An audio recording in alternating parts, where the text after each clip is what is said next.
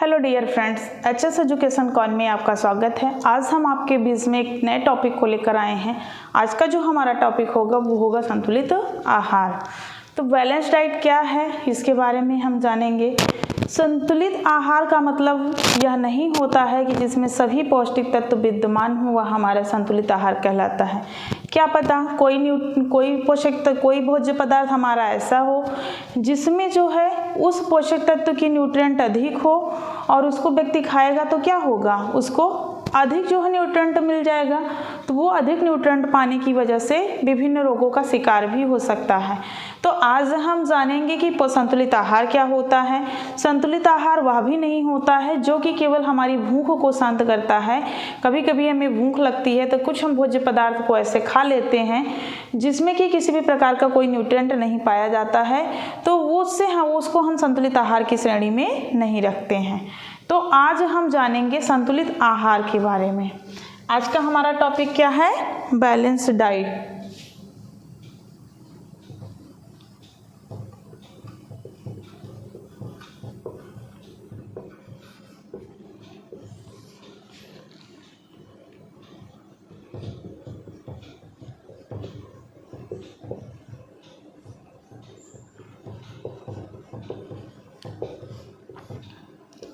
अब हम सबसे पहले जानेंगे कि संतुलित आहार क्या है।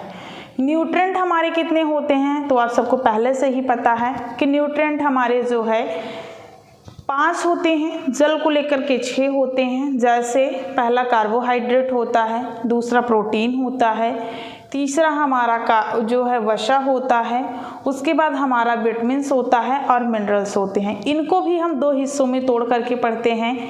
एक हमारा मैक्रो एलिमेंट्स होता है, एक हमारा माइक्रो होता है। कहने का मतलब होता है एक दीर्घ होता है और एक सूक्ष्म होता है। दीर्घ के अंतर्गत क्या क्या रखा जाता है, तो कार्बोहाइड्रेट को रखा जाता है, प्रोटीन को रखा जाता है और फैट को रखा जाता है, वसा को रखा जाता है।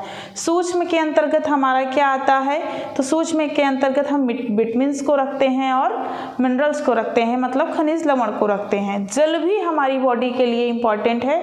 क्यों इम्पॉर्टेंट है? क्योंकि हमारी बॉडी जो है 71% जल से ही बना हुआ है और जल के जो भी हमारी बॉडी के कार्य होते हैं, जल के बिना वह सुचारू रूप से चल नहीं सकते हैं। तो आज हम सबसे पहले जानेंगे कि बैलेंस डाइट क्या होती है।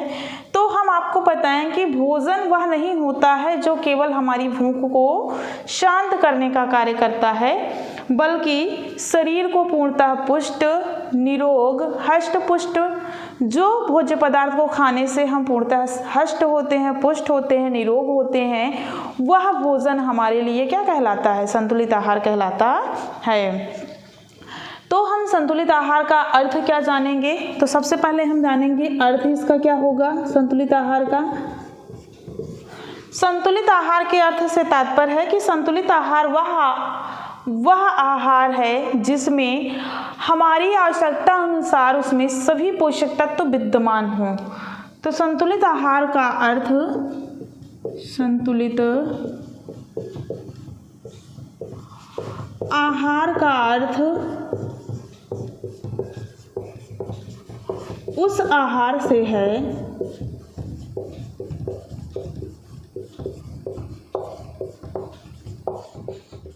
संतुलित आहार का अर्थ उस आहार से है जो शरीर की आवश्यकता अनुसार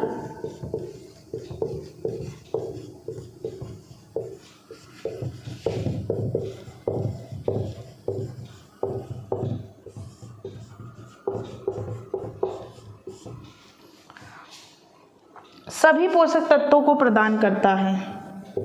सभी पोषक तत्वों को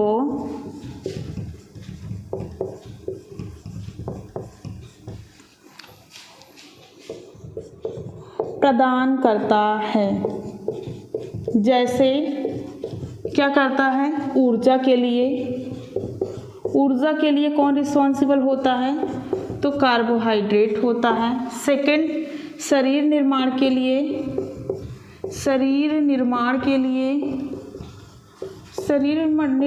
लिए कौन रिस्पॉन्सिबल होता है? तो हमारी कोशिकाओं की टूट फूट की मरम्मत प्रोटीन करता है। उसके बाद अगला है हमारा शरीर की क्रियाओं को सुचारू रूप से चलाने के लिए, शरीर की क्रियाओं को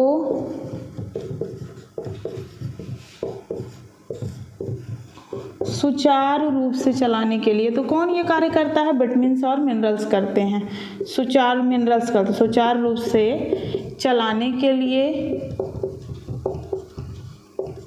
रोग प्रतिरोधक क्षमता में वृद्धि के लिए, रोग प्रतिरोधक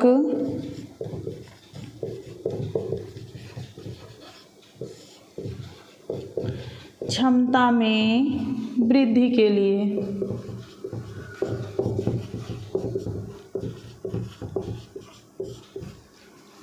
तो ये है हमारा संतुलित आहार। संतुलित आहार क्या है? तो संतुलित आहार उस आहार से है, संतुलित आहार का अर्थ उस आहार से है जो कि हमारी शरीर की आवश्यकता अनुसार सभी पोषक तत्वों को प्रदान करता है। जैसे कार्बोहाइड्रेट क्या करता है? हमें एनर्जी देने का कार्य करता है। प्रोटीन्स हमारे शरीर की कोशिकाओं के टूट फूट में मरम्मत करता है। उसके बाद शरीर की क्रियाओं को सुचारू रूप से चलाने में मिनरल्स हमारा हेल्प करता है। रोग प्रतिरोधक क्षमता में वृद्धि के लिए हमारा विटामिन्स जो है रोल अदा करता है।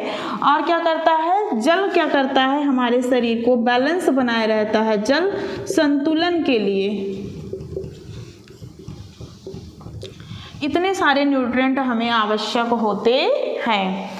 इसके बाद हम जानेंगे कि अतः वह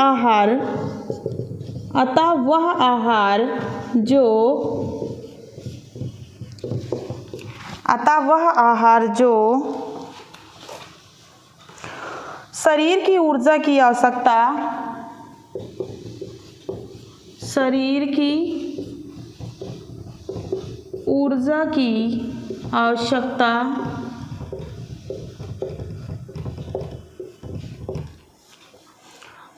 शरीर के निर्माणक तत्वों की आवश्यकता, शरीर के निर्माणक तत्वों की आवश्यकता,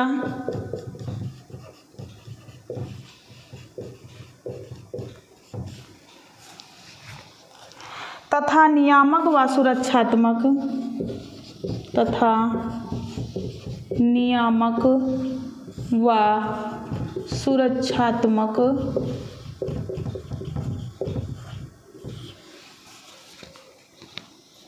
तत्वों की आवश्यकता को पूरी करता है। तत्वों की आवश्यकता को पूरी करता है।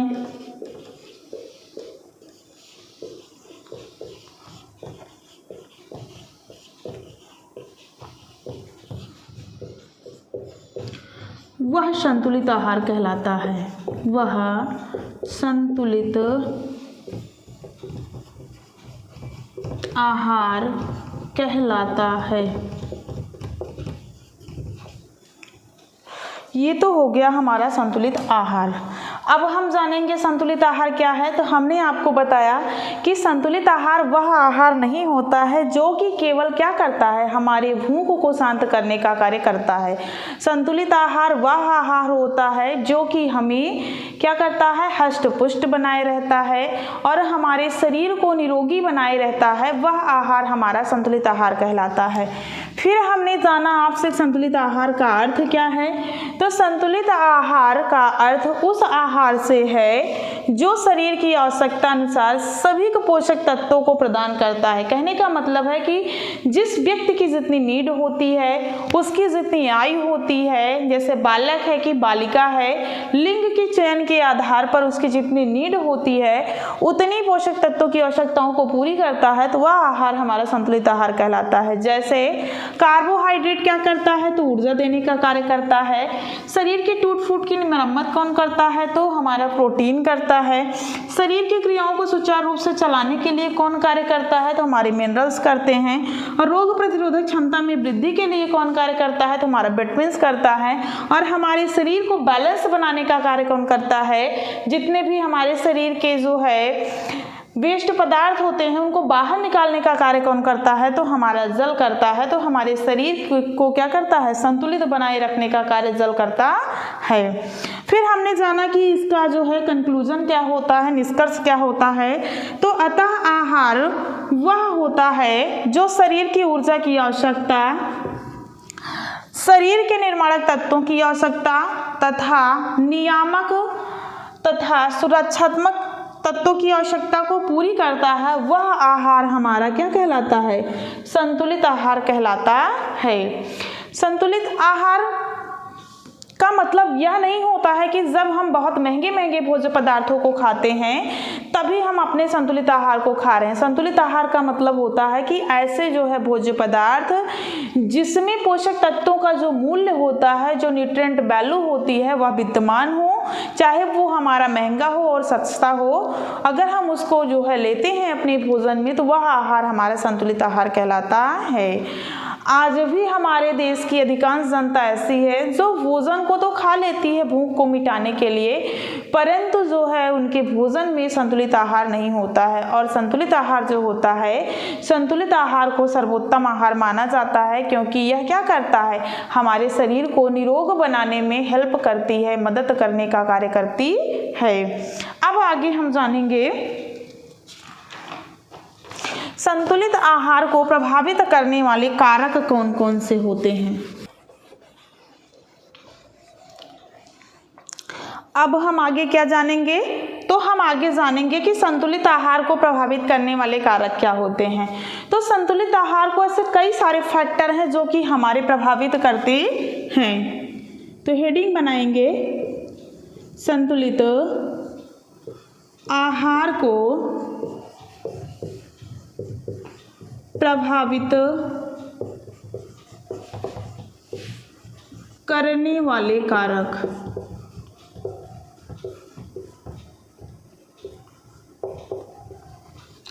संतुलित आहार को प्रभावित करने वाले कारक। तो संतुलित आहार को प्रभावित करने वाले जो कारक होते हैं निम्नलिखित होते हैं। सबसे पहला हमारा कारक क्या है? सबसे पहला कारक हमारा है लिंग। लिंग का मतलब होता है, इसके हम डिटेल्स को नहीं लिखेंगे, इसके हम डिटेल्स को ऐसे ओरल बताएंगे। सबसे पहला कारक हमारा क्या होता है? लिंग होता है। लिंग का मतलब होता है कि जो हमारी महिलाएं होती हैं वो पुरुषों की अपेक्षा में कम भोजन की नीड उनको होती है, तो हम अपनी आवश्यकता अनुसार लिंग के अनुसार भोजन का चयन करते हैं, संतुलित आहार को उसमें शामिल करते हैं। जैसे महिलाएं जो होती हैं वो कम क्रियाशील होती हैं, महिलाओं को कम भोजन की आवश्यकता होती है। पुरुष जो होते हैं अधिक क्रियाशील होते हैं, तो उनको अधिक जो है न्यूट्रिएंट की या अधिक संतुलित आहार की आवश्यकता होती है। वहीं कुछ विशेष परिस्थितियों में, जैसे महिलाएं जब गर्भवती होती हैं, जब धात्री माँ होती हैं, तो उनको क्या होता है, तब उनकी जो न्यूट्रिएंट की मांग होती है उसमें वृद्धि की जाती है, और सामान्य परिस्थितियों में महिलाओं की जो भोजन की नीड होती है वह कम होती है। तो लिंग भी हमारा क्या करता है? संतुलित आहार को इस तरीके से प्रभावित करने का कार्य करता है। दूसरा हमारा है जलवायु। तो जलवायु भी हमारे जो है संतुलित आहार को प्रभावित करता है। जलवायु कैसे प्रभावित करता है अब हम जानेंगे। तो जो ठंडे प्रदेश के लोग हैं वो अपने शरीर के तापमान को बनाने के लिए क्या करते हैं? अधिक जो है वो क्रियाशील होते हैं, और जब अधिक क्रियाशील होते हैं तो उनके शरीर के तापमान को बनाए रखने के लिए उनको अधिक कार्बोज की आवश्यकता होती है। वहीं जो गर्म प्रदेश के लोग होते हैं उनको अधिक कार्बोज की आवश्यकता नहीं होती है। अगर वो ठंडे प्रदेशों के लोगों की तुलना के अनुसार जो है कार्बोज का प्रयोग करते हैं तो वे धीरे धीरे क्या होता है? मोटापे का शिकार हो जाते हैं। तो इस प्रकार से जो जलवायु है वह भी हमारे संतुलित आहार को प्रभावित करने का कार्य करती है। कैसे करती है? कि ठंडे प्रदेश के जो लोग होते हैं वो अधिक क्रियाशील होते हैं, और उनको उनकी क्रियाशीलता के लिए उनके शरीर में तापमान को मेंटेन बनाए रखने के लिए अधिक कार्बोज की आवश्यकता होती है। वहीं जो गर्म प्रदेश के लोग होते हैं उनको अधिक तापमान की आवश्यकता नहीं होती है, अधिक ऊर्जा की आवश्यकता नहीं होती है। अगर वो के अनुसार या उनके अकॉर्डिंग जो है ऊर्जा को लेते हैं तो धीरे धीरे वो मोटापे का शिकार हो जाते हैं। इसलिए जलवायु भी क्या करती है, हमारे संतुलित आहार को प्रभावित करने का कार्य करती है। तीसरा हमारा है आयु।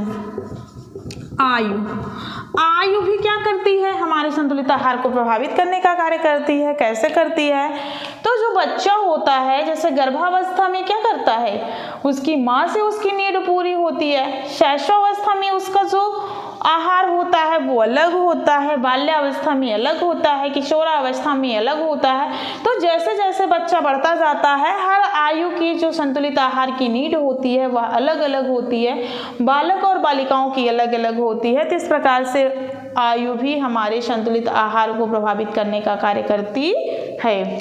उसके बाद अगला हमारा है शारीरिक परिश्रम। शारीरिक परिश्रम, तो शारीरिक परिश्रम भी क्या करता है, हमारे संतुलित आहार को प्रभावित करता है। हमारे समाज में 3 तरह के लोग होते हैं, कम क्रियाशील, मध्यम क्रियाशील, अधिक क्रियाशील। तो उनकी क्रियाशीलता के आधार पर जो है उनको संतुलित आहार की नीड होती है। जिस प्रकार से वो एक्टिव होते हैं, जितना अधिक कार्यों को करते हैं उतना ज़्यादा उनको कैलोरी की आवश्यकता होती है, उतना ज़्यादा प्रोटीन की आवश्यकता होती है। जितना ज़्यादा हम एक्टिव होंगे उतना ज़्यादा जो है हमको कैलोरी की आवश्यकता होती है। तो इस प्रकार से शारीरिक परिश्रम भी क्या करता है, हमारे संतुलित आहार को प्रभावित करने का कार्य करता है। जो कम क्रियाशील होते हैं जैसे डॉक्टर हो गए, मैनेजर हो गए, जो है कॉलेज के प्रिंसिपल हो गए, तो इनको कम कैलोरी की नीड होती है। वहीं एक मजदूर हो गया, एक पत्थर तोड़ने वाला हो गया, एक बढ़ई हो गया, इन सबको क्या होता है, अधिक कैलोरी की नीड होती है। खेती करने वाला किसान हो गया तो इन सबको कैलोरी की नीड अधिक होती है। तो इस प्रकार से शारीरिक परिश्रम भी हमारे संतुलित आहार को प्रभावित करने का कार्य करता है। उसके बाद अगला हमारा आता है स्वास्थ्य। स्वास्थ्य भी हमारे संतुलित आहार को प्रभावित करता है। स्वास्थ्य कैसे प्रभावित करता है, तो जब हम बीमार होते हैं तो लोगों को लगता है कि इनको बीमार पड़ गए हैं तो इनको कैलोरी की आवश्यकता नहीं है, इनको कम ऊर्जा की आवश्यकता होती है, क्योंकि उस समय हमारे जो बॉडी के ऑर्गन्स होते हैं वो ठीक तरीके से वर्क नहीं कर पाते हैं। लेकिन जब कोई व्यक्ति बीमार होता है तो उसके शरीर में जो मेटाबॉलिज्म की प्रोसेस होती है, आधारी चयापचय दर जिसे कहते हैं, वह अधिक तेजी से होने लगती है। तो स्वास्थ्य जब हमारा प्रभावित होता है तो हमको अपने आहार में परिवर्तन करना चाहिए, ना कि हमें भोजन को ही बंद कर देना चाहिए। जैसे मान लो हम दाल खा रहे हैं तो उस समय दाल हमको डाइजेस्ट नहीं हो पा रही है, यहाँ दाल खाने का मन नहीं कर रहा है, तो उस समय दाल का पानी देना चाहिए। चपाती खा रहे हैं तो चपाती को नहीं खा पा रहे हैं तो उस समय हमें डबल रोटी को देना चाहिए, दूध को देना चाहिए। फल को नहीं खा पा रहे हैं, फलों के जूस को देना चाहिए। इस प्रकार से हमको अपने आहार में परिवर्तन लाना चाहिए। उसके बाद अगला है विशिष्ट शारीरिक अवस्था में। विशिष्ट शारीरिक अवस्था में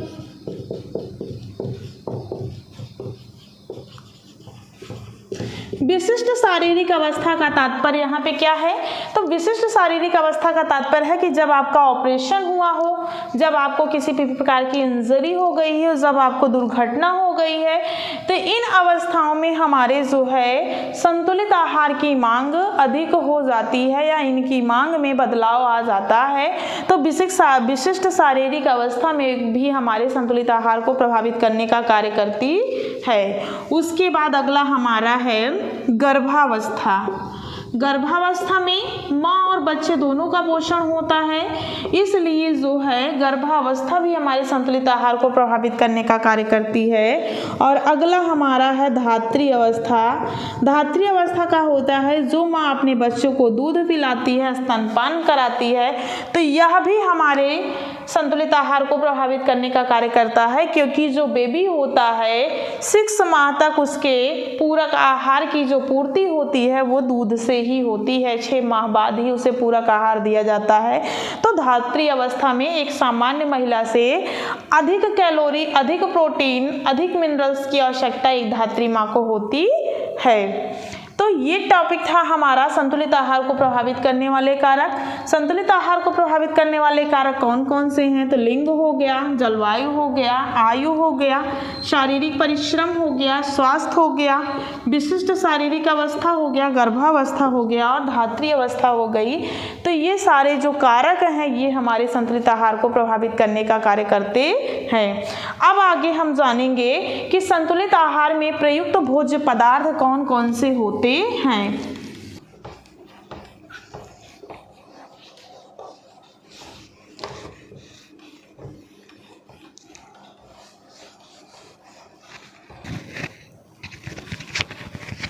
अब हम आगे क्या जानेंगे? अब हम जानेंगे संतुलित आहार में प्रयुक्त हमारे जो भोज्य पदार्थ होते हैं वो कौन कौन से होते हैं। तो संतुलित आहार में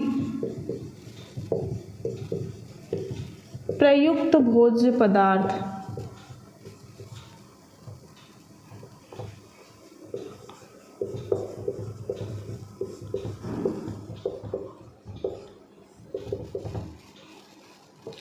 संतुलित आहार में प्रयुक्त भोज्य पदार्थ, जिसमें हम सबसे पहले क्या जानेंगे? आहार।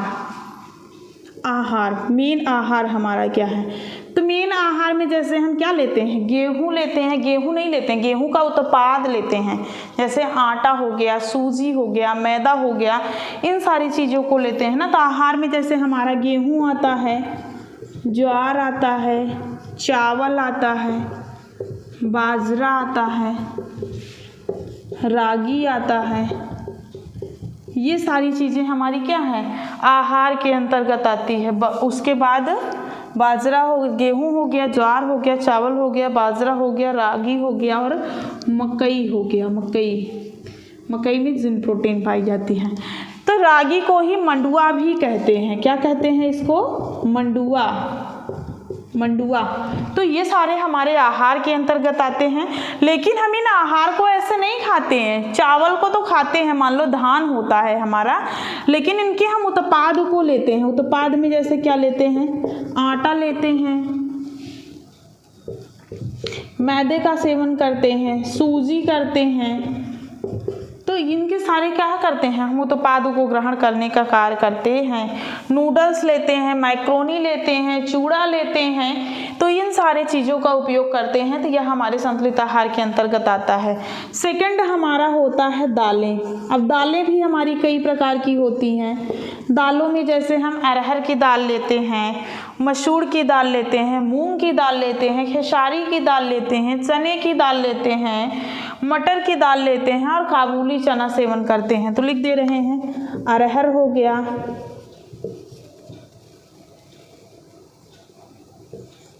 अरहर, चना, मटर, मूंग, उड़द, काबुली चना आदि, ये सारे हमारे दलहन के अंतर्गत आ गए। उसके बाद अगला हमारा है हरी पत्तेदार सब्जियां। तो हरी पत्तेदार सब्जियां आपको पता ही है कि हमारी बहुत सारी हैं। हरी पत्तेदार सब्जियां, हरी पत्तेदार सब्जियों के अंतर्गत जैसे हम क्या क्या लेंगे? तो हरी पत्तेदार सब्जियों के अंतर्गत जैसे हम पालक लेंगे, चौलाई लेंगे, पालक हो गया, चौलाई हो गई, बथुआ हो गया, मेथी हो गया। बथुआ किसको किसको खाना पसंद है कमेंट में बताना ज़रूर एक बार। बथुआ हो गया, मेथी हो गई, सोआ हो गया, शोआ हो गया, और शोए के बाद और भी हमारी बंद गोभी हो गई, बंद गोभी, चने का साग, सहजन की पत्तियाँ, चने का साग, सहजन की पत्तियाँ आदि। अभी बहुत सारे हैं जैसे मटर का साग, सहजन की पत्तियाँ, और उसके बाद हरी सब्जी में वो आता है, और उसके बाद आदि हरी सब्जियों में ना। ये सारे हमारी हरी पत्तेदार सब्जियों के अंतर्गत, जैसे पालक हो गया, चौलाई हो गया, बथुआ हो गया, मेथी हो गया, शोआ हो गया, बंद गोभी, चने का शाक, सहजन की पत्तियां आदि। उसके बाद अगला हमारा है जड़ कंद वाली सब्जियां, जिनको हम जड़ों से प्राप्त करते हैं। जड़ कंद वाली सब्जियां जैसे मूली हो गया, आलू हो गया, शकरकंदी हो गया, अरवी हो गया। तो आलू, अरवी, मूली, शलजम, शकरकंदी, सूरन,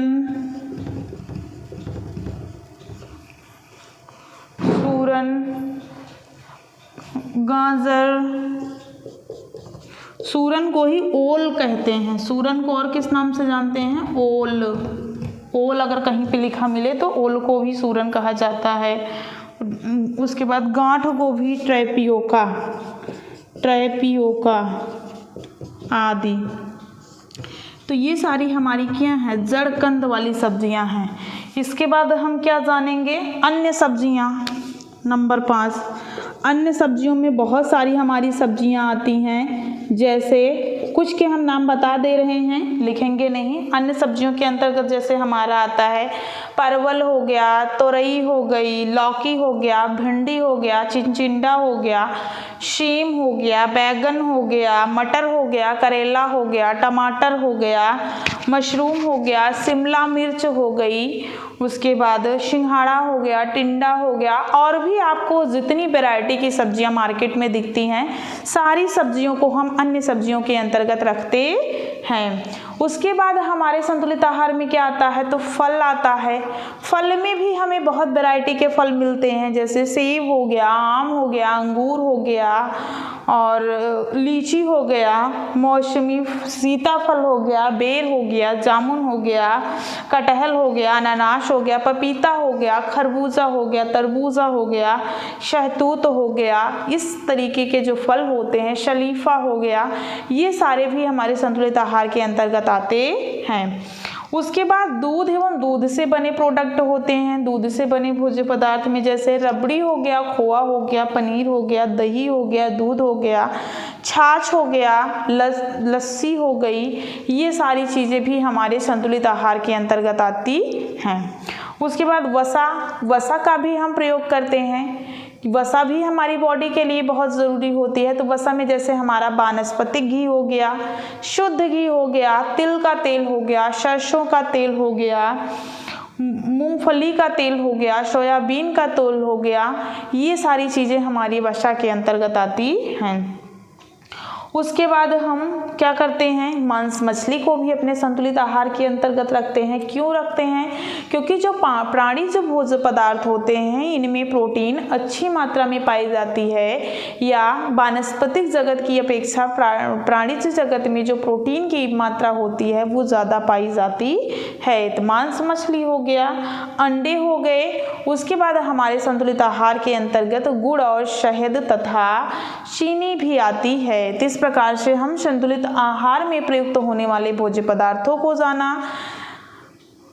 आज के वीडियो में हमने सबसे पहले जाना कि बैलेंस डाइट क्या होती है। तो हमने आपको बताया कि जो बैलेंस डाइट होती है उसका तात्पर्य यह ही नहीं होता है कि जो हमारी भूख को या हमारी क्षुधा को शांत कर दे, वही हमारे लिए बैलेंस डाइट होती है। बैलेंस डाइट वह डाइट होती है जो कि हमारी क्रियाशीलता, हमारी आवश्यकता, हमारी आयु, हमारी लिंग के अनुसार जिसमें सभी पौष्टिक तत्व विद्यमान हो, वह हमारा संतुलित आहार होता है। संतुलित आहार को ही सर्वोत्तम आहार माना जाता है। उसके बाद हमने जाना कि संतुलित आहार को प्रभावित करने वाले कारक कौन कौन से होते हैं। तो संतुलित आहार को प्रभावित करने वाले ऐसे कई सारे फैक्टर हैं, जिसमें हमारा लिंग हो गया, आयु हो गया, हमारा स्वास्थ्य हो गया, हमारा शारीरिक क्रियाशीलता हो गई, उसके बाद हमारी विशेष शारीरिक स्थिति हो गई, विशिष्ट आहार में जैसे उधात्री अवस्था हो गई, गर्भावस्था हो गई, ये सारे जो है फैक्टर को उसमें इंक्लूड किया गया है। उसके बाद हमने जाना संतुलित आहार में प्रयुक्त भोज्य पदार्थ कौन कौन से होते हैं, तो सबसे पहले हमारा अनाज आता है। अनाज में गेहूँ, चावल, इन सारी चीज़ों को हमने रखा। अनाज के बाद हमारी दालें आती हैं। दालों के बाद हमारी हरे पत्तेदार सब्जियां आती हैं। हरी पत्तेदार सब्जियों के बाद हमारी जड़ कंद वाली सब्जियां आती हैं। जड़ कंद वाली सब्जियों के बाद अन्य सब्जियां आती हैं। अन्य सब्जियों के बाद फल आता है। फल के बाद हमारे दूध से बने भोज्य पदार्थ आते हैं। उसके बाद हमारे लिए वसा भी इम्पॉर्टेंट होती है। वसा के बाद हमारे प्राणिज रिसोर्स कुछ होते हैं, जैसे अंडा, मांस, मछली। इन सब चीज़ों को हमारे संतुलित आहार के अंतर्गत रखा गया है। तो आज के और अपना ख्याल रखिएगा। अब हम मिलेंगे आपको नेक्स्ट वीडियो में, और हम आपको रेगुलर अब वीडियो देने के वीडियो में बस इतना ही। संतुलित आहार के अंतर्गत जो जो चीज़ें आती हैं हमने आपको इसमें बता दिया है। अगर आपको हमारा यह टॉपिक पसंद आता है तो आप अपने फ्रेंडों के साथ इसे ज़रूर शेयर करिएगा। अब हम आपको मिलेंगे नेक्स्ट वीडियो में, तब तक के लिए धन्यवाद।